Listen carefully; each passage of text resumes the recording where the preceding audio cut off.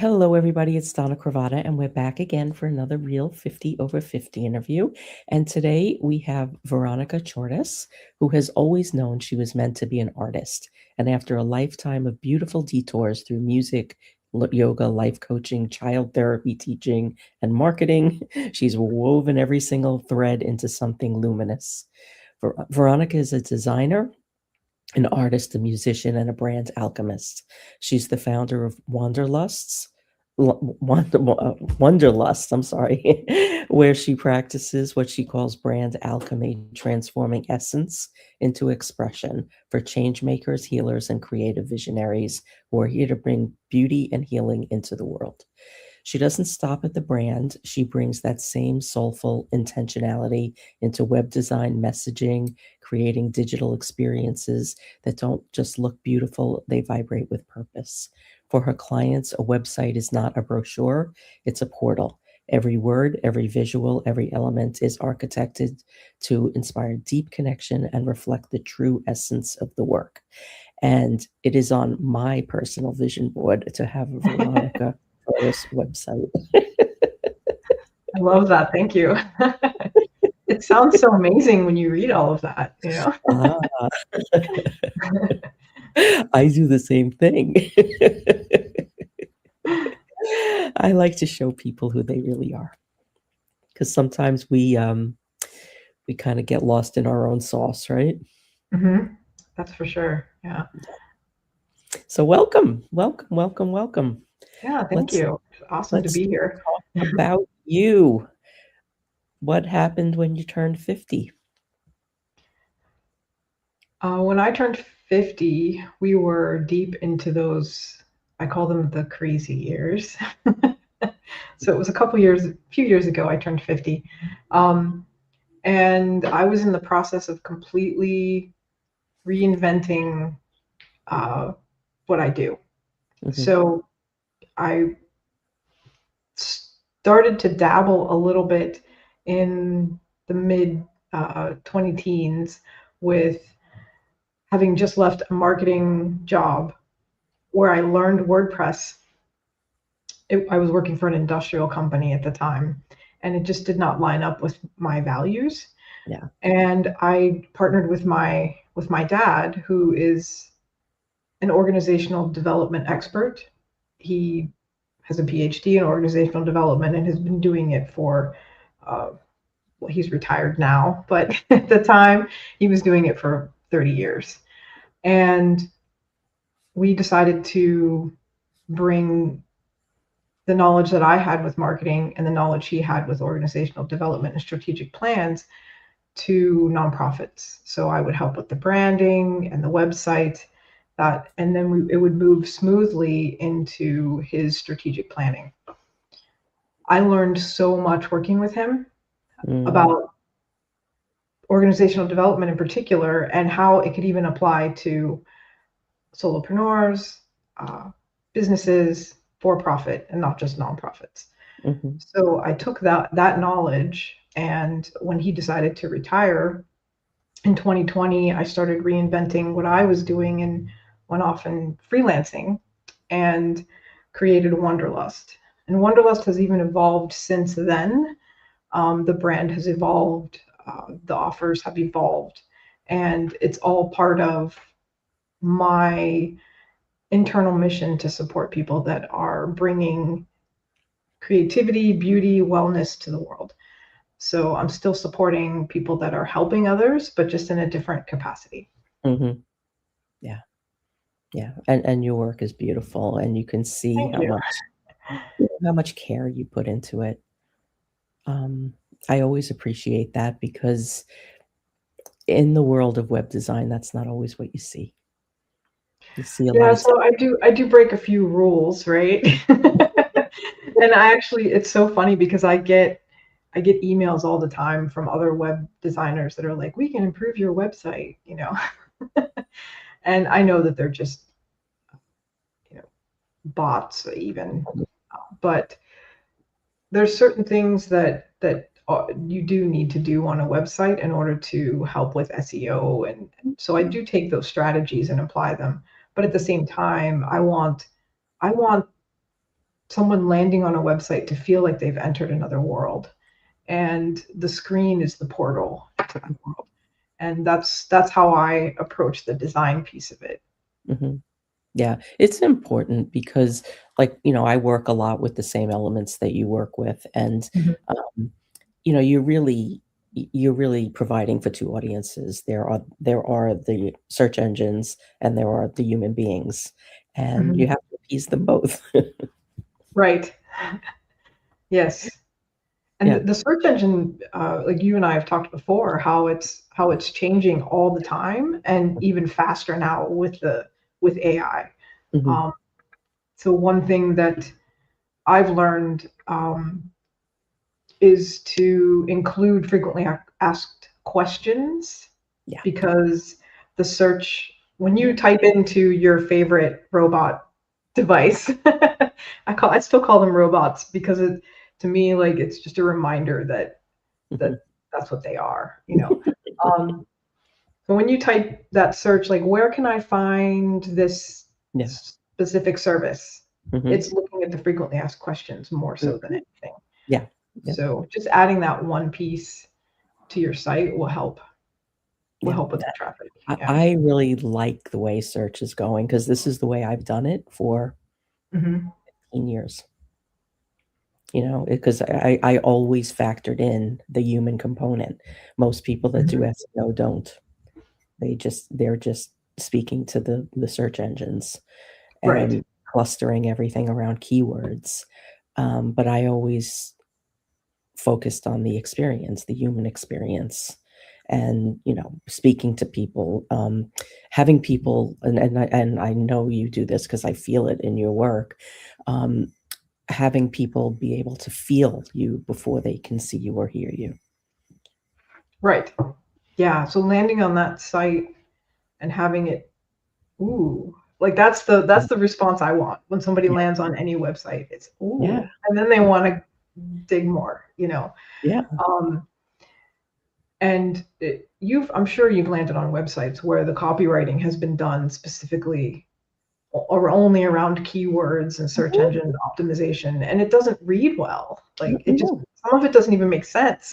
no, it doesn't. So It yeah, doesn't. there And needs to quite be. honestly, it doesn't help them either because, Google dings that. Yeah, yeah. Google, for those of you that don't know, Google also dings copy paste AI. Mhm, So if you have AI write your landing page or that's fine, especially if you need help with the organization or the flow, but absolutely 100% edit it and put it in your own words, because Google search engines will ding that. It knows when a robot wrote it. It's really funny. it really does. It has to be a collaborative process. Hmm. For And, sure. um, one of the things that concerns me about AI, I love AI, but you have to be mindful of how you use it. I mean, it's like anything else, it's a tool, but I think people are too fast to automate, and they're too fast to trust people that are creating automated systems that, maybe they shouldn't be doing that. So I like that you say that, because for me, I've always done everything customized. So I do Mhm, customized proposals. I do customized. Now, granted, I do have a CRM that does automatic emailing, mhm, invoicing reminders and things like that. mhm, But I do not have a ton of workflows, mhm. because I have not been able to figure out a perfect workflow where it's going to be, and it's not just a matter of plug in their name here. Mhm. There's always, I have email templates and I always personalize it. There's Yeah. always something in there when we talked about this, talked about that. I'm going to include that in there because there's that human connection element. Mhm. Um, so yeah, okay, when you get an invoice from me, that is my system. But other than that, if we've talked, if I send you a proposal, anything, and even a coffee chat, anything like that, I write it. Yeah. And even if I'm working from a template. So Mhm. Yep. I I do too. think I that and I that's write. that's something that differentiates um, the automation from somebody really sitting behind the keyboard. Mhm. Yeah. I have things automated too, but I won't like I'm not welcoming AI into my email box. I'm not welcoming it into my, sales funnels or email providers or anything like that. Um, you know, I want to have control of the situation. I wanna give it the content that I want it to have and the direction that I want it to take because, all of these tools, they hallucinate, and all you need is something to go just a wee bit sideways, and that gap gets big very fast. Hmm. One thing I've noticed, especially with social media posts, I do have a small team and I don't create all the social media posts myself, but they do go across my desk. Mhm. And when that post is written purely by AI, sometimes the idea goes off on a tangent that doesn't even make sense. And I'll have to edit it like this line of thinking isn't correct, you know? Mhm. Yeah. And it's I just did it today actually with one of the posts. I talk about the critic and the perfectionist and how Mhm. they can take up residence in your mind. And I've written an entire thing about it, and my assistant took that and filtered it through whatever she uses, and it came up with a completely different conclusion than the one Mhm. that I had originally written. So it was interesting to me that it kind of fantasized a different direction on that. Well, when you have people on your team doing stuff in AI for you, are they using their AI tools? Or are they, Yes. like, educating their AI tools with your I voice? do, yeah, I do have like I have instructions and a thing that I send. Like this is the Mhm. voice, this is the so she does use that, but it was just interesting to me that it she was trying to make the post shorter, like have a different version of it, and it went a different Yeah, direction. yeah. It'll do that. And that's why I think it's important that people really understand the way the tools work, Mhm. because if you're in that dialogue with the tool, or you're doing a process like you're doing where you're, at reading it, editing it before you actually use the content, you can be discerning and you can show up and you can, stop it before it goes off and wherever it goes. But if you've got those processes automated, you don't know. Exactly. And if you're, Right. 2 layers away from the work, like somebody is setting up the automations and somebody is running things in AI on your behalf, you're now 2 robots away from your own voice. Yeah. And the best brand voice guide in the world can't really prohibit that from happening, No, because you're going through multiple filters there. yeah, So yeah, it multiple might f it may seem a little micromanagey for all those to come across my desk, but if it's acting like it's me talking, I want to make sure that it's something that I would actually, first of all, agree with, yeah, and then have it sound like me. yeah.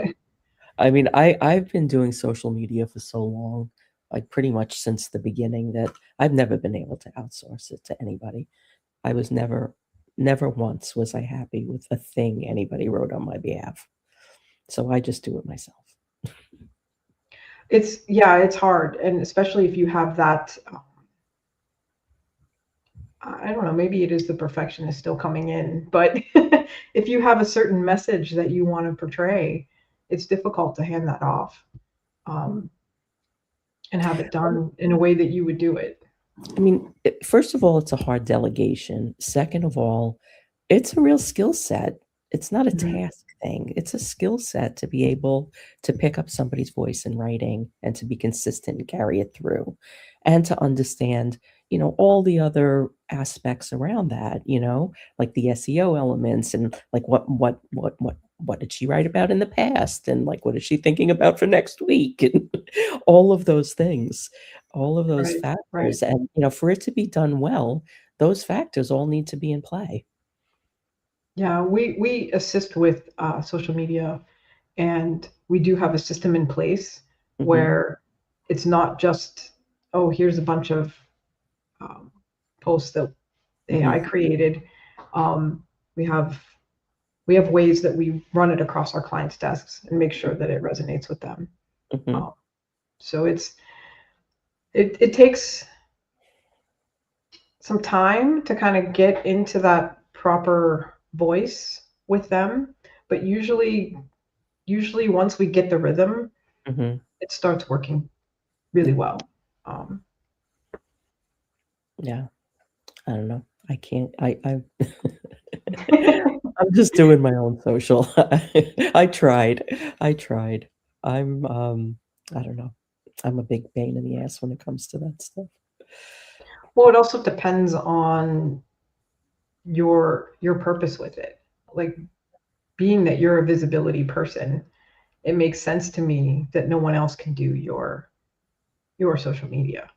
Um, but if it was something like, one of our clients is a salon, Mhm. and she gives us every month she gives us a bunch of different hair care tips and stuff like that, and then we just Yeah, create the that's fine. carousels from it and everything. Mhm, So it makes it much easier, mhm. um, to capture her voice when it's not something that, she's not the profession that you are, where Mhm. it is your voice. For her, it's her skill, it's her craft, it's, Yeah. that kind of thing. Yeah, So, I did like, early on in my business, I did social media management for quite a few years, and then I started teaching people how to do it because my client base turned towards being more like speakers, authors, thought leaders, and they were all right. so rooted in their own voice, and you could tell right away when they were handing it off, and Yeah. Yeah, it those are the hardest ones. If they're yeah, an author, if they're in that field of where their voice is their product, it's difficult. We can help with scheduling. So mhm, you do everything, and then I just pop it into my scheduler. Like, we yeah, have that plan too. So, yeah, God, I haven't done that in so long. I didn't realize you were doing that too. well, honestly, it's not something that I set out to do because I have a very complicated relationship with social media. Honestly, I don't particularly care for it. And that's why I've gravitated towards Substack, and I stick with LinkedIn because it feels more professional. Mhm. But it has just evolved into this, I don't know, echo chamber sort of, where That's cool. everybody is just trying to find who they agree with, Yeah. and the unfortunately the algorithms perpetuate it. So if you consume a particular kind of content, it's going to keep giving you that kind of content, and then you're going to think you're right. It doesn't well, it takes it one step further too. It doesn't just give you that type of content, it pushes you further into the extreme of that kind of content, Right. which Yeah. is what is really frightening, and, Certain platforms more so than others. yes, um and penalizes you for having an honest opinion. mhm. Yeah, there's commenting is something that I have some pretty strong opinions about things. And when I comment, as Veronica of Wonderlust, I tend to keep it even keeled. Mhm, And but at the same time, I know that if I were to put out my stronger opinion, it would get more attention. So mhm, it's kind of a catch 22 there, because I don't want to alienate people, but yet I know that it would generate more attention if I did. So I don't know. What do you think about that? Like, is it better to put it it's a out there, or? it's a case by case basis and what's within your comfort zone. For me, I just stepped aside from all of it because I really didn't think that, sharing my strong opinions about certain things online was gonna really be beneficial to anyone. That's kind of my default as well. Yeah. And there's You just certain become things part of the that noise. that I are. don't wanna be part of the noise. I'm sorry, say that again? I don't wanna be part of the noise. Oh, right. Actually, in fact, my social media strategy for my business is to create pause. Mhm. So some of the posts will just be a quote with with some smoke or air or that kind of thing. One of them actually coming out this month just says breathe. Mhm.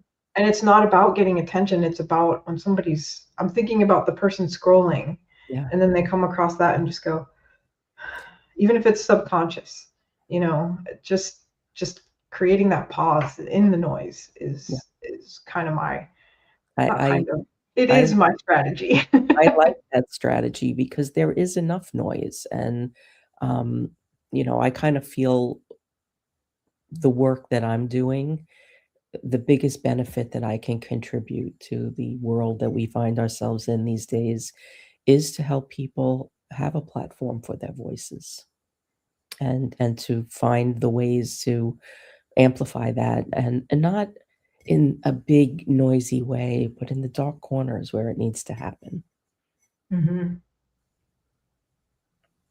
Right. That's that's my whole thing these days is just finding ways to make that happen where it's sustainable and it makes a difference. I I just, I've been in this since the beginning and I really, really don't like the way that it has evolved. Yeah, it went from stay in touch with your friends Yeah. to everybody's marketing to everybody else. Yeah, And not just marketing as in buy this, but marketing as in propaganda, as in yeah, political stuff, as in, yeah, um, and Facebook in particular, I find very difficult to be on. yeah. So I tend to avoid it. I do as well. I do as well, and, I used to love Facebook. I mean, the second name of my business was Social Sage PR. I was the sage between the social media and the PR Hmm. because that's how much I loved it, and, um, I really fell out of love with it, and it was hard because it just became so much of who I was, and not in a dependent kinda way, but this was my business. My business is Right, virtual. The people I'm connecting with, I'm connecting through this tool, and, they have become my friends, my colleagues, my clients, my entertainment, like you name it. But it right, wasn't, it wasn't in an unhealthy way. It was in a really healthy way. I mean, I've got friends for 20 years that I've never met, but we're really good friends, and that wouldn't have happened without these platforms. But the divisiveness that's happening and the underlying tone of separation, hmm, us versus them is just it's heartbreaking. it is. And it's difficult to, it definitely contributes to the divisiveness, but yet is it just a reflection of what's happening in larger society? So it's hard to Yeah, separate it it hap because it's so ingrained. Mhm, And I have family members that argue with each other on the platform, but then mhm. when they get into the same room, it's completely different. That's that's good. It's all hugs and, "Hey, how are you? It's so good to see you," but on the platform, they're calling each other names and all this stuff. So is it really, like, is it really representative of what's happening for real, or is it an intentional, divisive tool that causes this, back and forth? That's kinda, I it's I hard think to it's tell. I think it's both. Yeah, yeah. I would venture to say 30% of the people, it is really a divisive tool, Yes. and that's a large percentage. It is. And then the more that because there's more and more platforms being developed, Mm-hmm. and everybody's going to their own camp, right? So if you're on this one, you're in this camp. If you're on that one, you're in that camp, you know. So then they just become echo chambers. Mm-hmm. Yeah. Yep. Okay, so let's rotate this into Substack. Yes. So what do you see as why it's maybe just a better platform for right now where we are? There's I feel that way. I think you do. Yes, I absolutely do. And I was told you earlier that I'm considering converting my current personal Substack into something that I use for business as Mm-hmm. well. And it feels better there. And I don't think it's just because I agree with the people that are on Substack. Now, there's a wide range of people on Substack. I'm sure there's plenty you don't agree with. Exactly, exactly. But it doesn't seem to have the same powers at play. So I think Mhm. the algorithms may be constructed differently. I don't know that much about the interworkings of it to be able to speak to that properly. But just the scroll, it's more there's not a subconscious scroll that begins to happen, which even happens for me on LinkedIn, where I'll just start consuming. On Substack, it becomes, oh, I want to read this. Yeah. And you engage with it in a different way. And I don't know if there's probably a combination of whatever's happening technologically behind the scenes, as well as the design, as well as the people that are participating on it. Yeah. So Well, we're not the product there. yeah, I think there's a different feel because of that. Yeah. That it's not a data It's not harvesting it's not ads driven. technological platform, right? Yeah. Well, it's not ads driven. Once it becomes ads driven, you're Right. just a vehicle to the cash register. And um and you become manipulated in that process. But on Substack, that doesn't exist. So you can choose where you want to be. But yet it's not an echo chamber because it's open. And because there's no ad influence, there's no targeted, so that probably plays into the uh, the way the algorithm works as well, Yeah, because there's not it, those it targeted ads being fed across your scroll. it's triggered by what you choose. So the Hmm. things that you choose is what you like, what you comment on, what you recommend, what you buy, but you're buying it. Like if you decide to invest in somebody's paid Substack, there's no coercion there. It's like somebody just says, "Well, this is available if you would like it." And, you know, Right. if you want it, it's there. If you don't want it, this is what you can have for free. It's a very different vibe. It is. It is. Yeah. That's when I really decided to kind of move my things over there.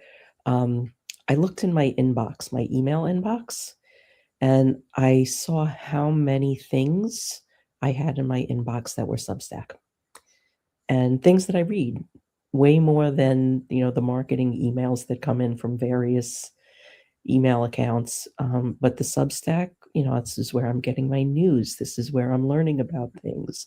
This is where I'm reading essays. And, it's just a totally different experience. And I was like, well, if I'm spending that much time in my closed email box, maybe I should be spending more time on that platform and contributing to all of this.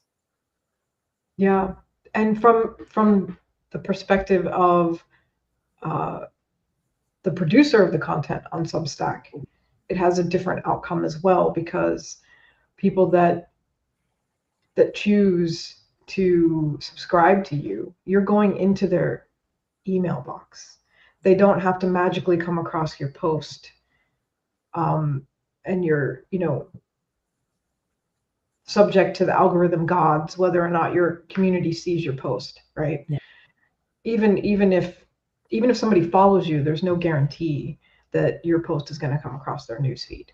None. Um, No, no, not at But all. in And Substack, it's going right into their email box. yeah, So, and on LinkedIn, I've published a LinkedIn newsletter for over a year now.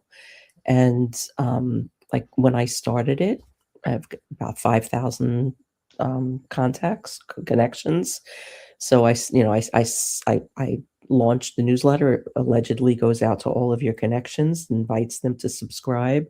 Um, initially, I had about 400 people subscribe. Now I'm up to like 650. I mean, it hasn't been a big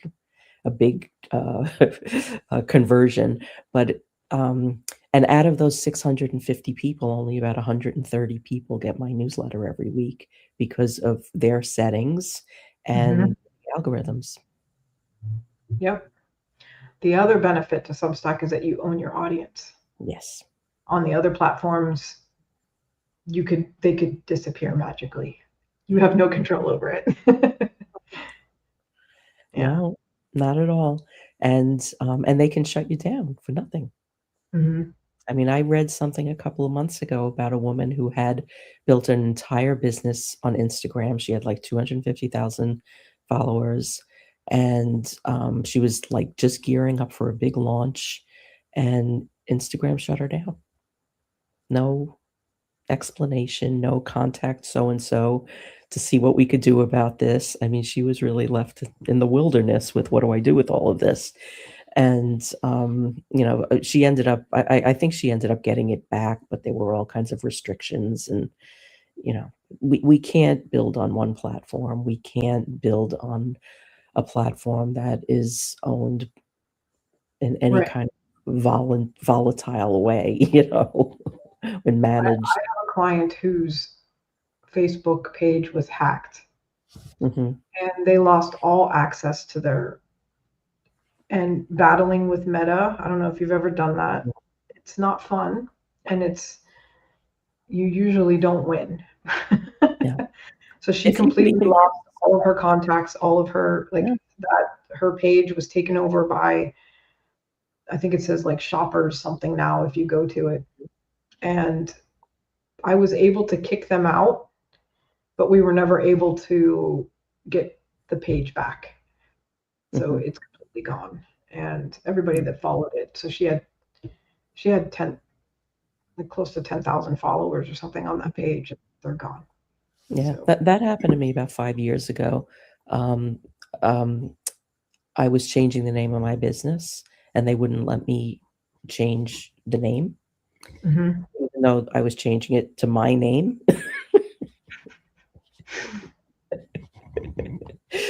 And I just let it go. I created a new one, but I was like, I'm just not going to put the amount of effort that I put into this in the past because I had thousands of followers. Now I've got like 500. Um, and because Mhm. I didn't want to put the effort into it, I was like, if they could do that, like, I don't need to be spending my time here. Right. So I moved over. At that point, I moved over to LinkedIn and started really playing there. And having conversations, meeting people, connecting with people, introducing people. They introduce me to people. That, to me, that has been the biggest growth, a form of growth in my business, is Mhm. just introductions. And Likewise, real, genuine connections. yeah, That's that's what my business is built on is yeah. word of Be- mouth and yeah. referrals and yeah. So I mean, because when you boil it down, when you're doing this on social media, you're just trying to replicate that. mhm. That's very true. So if you just find some people that, that you kind of like and get along with and have similar values, and, things align, say, "Hey, who else do you know?" Instead of saying LinkedIn, who are their second connections? I can say, Veronica, who else do I need to know? That's, I mean, that's one of the reasons I created this whole thing, is because I knew all these amazing women that didn't know each other, and I figured they could grow by, just having a platform to meet each other. Yeah. And if anybody listening has not attended one of Donna's calls, I highly recommend it. They are intelligent conversations. They're not just based on your pitch, you know. No, I won't. I actually got an email the other day that somebody wanted to pitch something. I was like, no, we don't do that. It comes out in the conversation, but you know, that's not what we lead with. Let's get to know each other because Right. it like back when I was teaching people how to do social media and things, just show up online, like the first thing I would say to them is like, how do you interact in real life? Like, what if there was two women in front of you online at the store and they were talking about something that you can help them with? Can you stay out of that conversation? You can't, but you're not going to go in there and say, hey, download my PDF. Or hand them one. Here's my free Here's my guide. PDF. Wheel around a printer. Yeah. It's crazy. It's crazy. People feel that like they have to have to be another person online. Mhm. But I mean, the real alchemy happens when you're you. Absolutely. That's a big message that we have Yeah. is being authentic. And even if your business isn't just you, so me, for example, I have a small team, but I'm the face of the business, and Yeah. it's very much all the values are all based on my values, based on how I want to operate, and not something that I looked up and adopted from somebody else. Um, one of my values is to stay and maintain awe and wonder, wonderlust, and approach everything with childlike curiosity. And that's not Mhm. something that you would find on, buildyourbusiness.com. Here's your set of values, so it's just that authenticity has to come through, and that's how people are really going to connect with you and your Yeah. brand. Yeah. Totally. I mean, that's when they feel you before they see you or hear you. Right. And the other thing that happens is when you put all of this effort into being somebody else, when they finally get to meet who you really are, they're either confused or they don't like you. Yeah. That's something that I've experienced firsthand with someone else. So I was very interested in all of the content they were putting out, and then when we actually started working together, Mhm. I was a little confused because it didn't match, Yeah. So, I'm a very visual person, and I have, like, visual thoughts or memories or ideas that kind of anchor in for certain things, and my visualization for that experience is I spoke at an event many years ago, and as part of being a speaker, we also had a booth.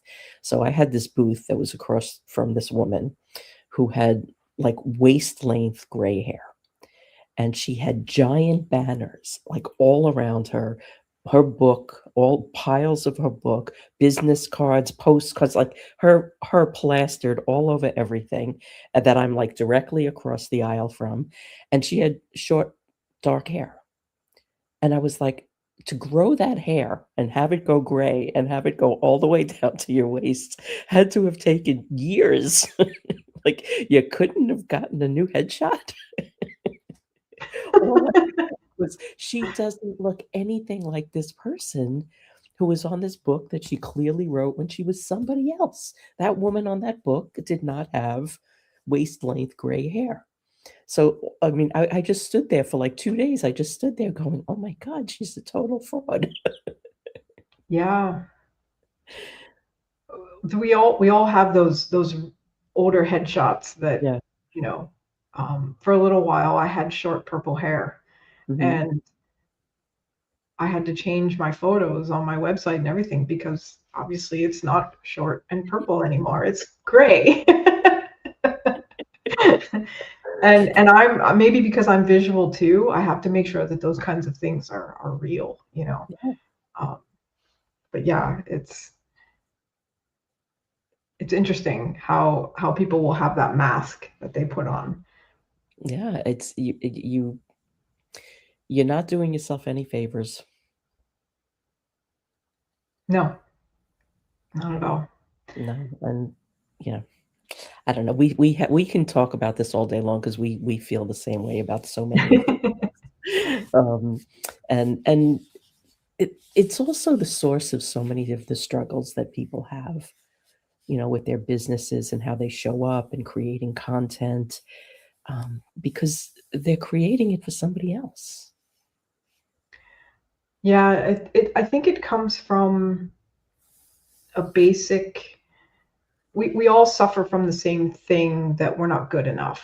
Hmm. So we look to imitate someone who we feel has it all together. Yeah. But here's the secret: nobody has it all together. Oh, So just be you. yeah, That's and totally, totally, be your totally. imperfect human self, because that's where people are really going to connect with Yeah, you. in the vein of having a business is the most incredible personal growth tool that you can have. Some of the greatest gifts that I have been given from having this business for almost 20 years now is being like a fly on the wall on big teams, on like the back end of things. Hmm. Big teams, big brands, big companies that you would think have it all buttoned up. And whew. Yeah. Well, I bring the I fire learned that to my lesson little. working in organizational development with my dad. So we did strategic plans for uh, well-known nonprofits. I won't say any names. Mhm. And you would think that these nonprofits would, because they're, internet, like not international, they were national nonprofits that would have uh, memberships locally. Mhm. You would think that it would be all organized. No, No, it's a mess. Yeah. it is a mess. And, I always felt like, oh, my business is so small. And, for a long time, I would beat myself up about these things. And, getting to be that fly on the wall in those situations, and even coming in and fixing some things, it made me feel really good about what I was able to create on my own. And, at one point, I had a team with 5 people, and Hmm. at another point, I, like, outsourced an entire team of, like, 10 people, and, we kept consistent throughout all of that, and, you know, it takes, um, really being honest about a lot of things to be able to do that, and, having good systems in place, but, being able to see what big companies were doing and I was able to do in my little business was really validating and, empowering. Yeah. And being able to learn from the things that they're not doing so well Yeah. and working to improve on that. Mhm. There's tools that I've adopted and then abandoned Mhm. because of those kinds of lessons. Yeah, yeah, yeah, I'm in the process now of kind of reevaluating tools and different things, and, I mean, StreamYard is one of them. I got an email from them yesterday that the plan that I pay $44 a month for, that I don't qualify for that plan anymore. I need to go into their business plan, which is $300 a month and has a bunch of functionality I'll never use. So we'll be leaving StreamYard shortly. It's always something. Yeah, but that was a 6 time uh, increase Yeah, for stuff that's for that's stuff a I don't huge use. increase. Yeah. That's Um, but it is what it is. Anyway, we went over, but I could talk to you all day long about this oh stuff yeah. because it's so important. I mean, I really, I know we're on the same page with this simplicity.